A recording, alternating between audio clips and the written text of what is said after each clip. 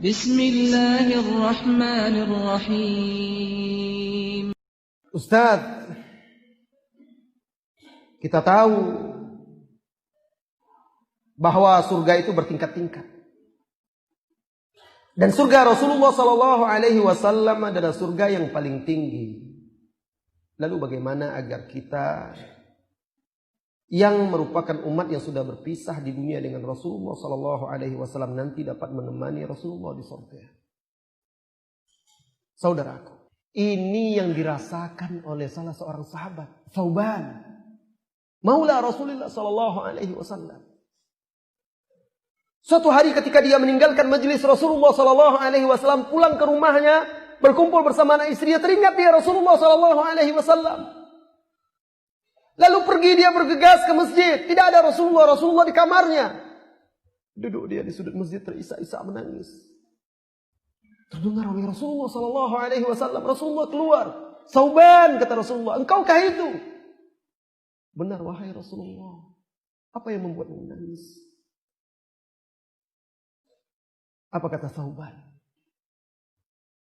Ya Rasulullah, apabila kami meninggalkan majelismu, berkumpul dengan anak istri kami, keluarga kami teringat kepadamu. Lalu kami mendatangimu. Tetapi aku teringat, kelak jika engkau masuk surga, engkau berada di tempat yang paling tinggi. Dan ketika aku masuk surga juga, aku takut, aku tidak bisa bertemu denganmu.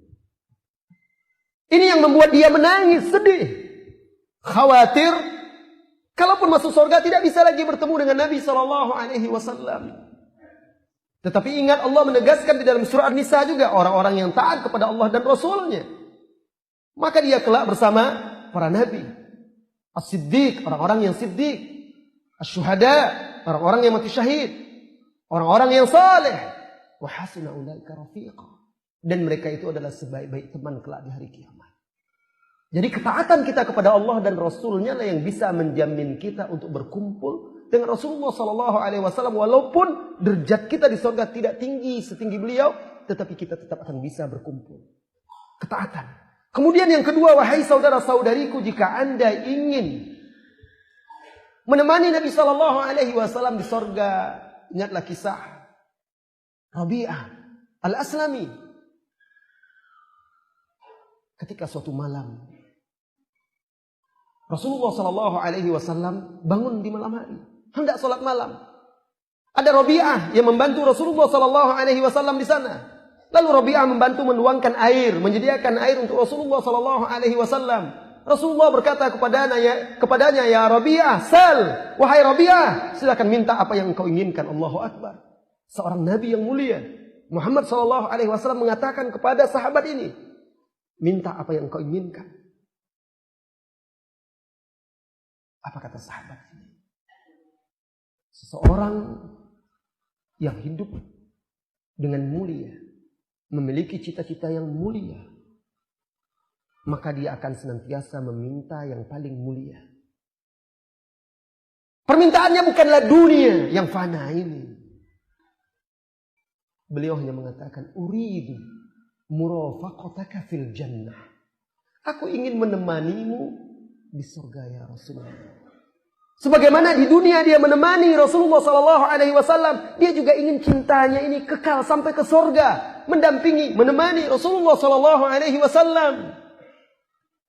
Awa ghairu dzalika ya Rabi'ah, atau minta yang lain selain itu wahai Rabi'ah. Silakan yang lain selain itu. Apa kata Rabi'ah? Tidak, aku hanya minta itu.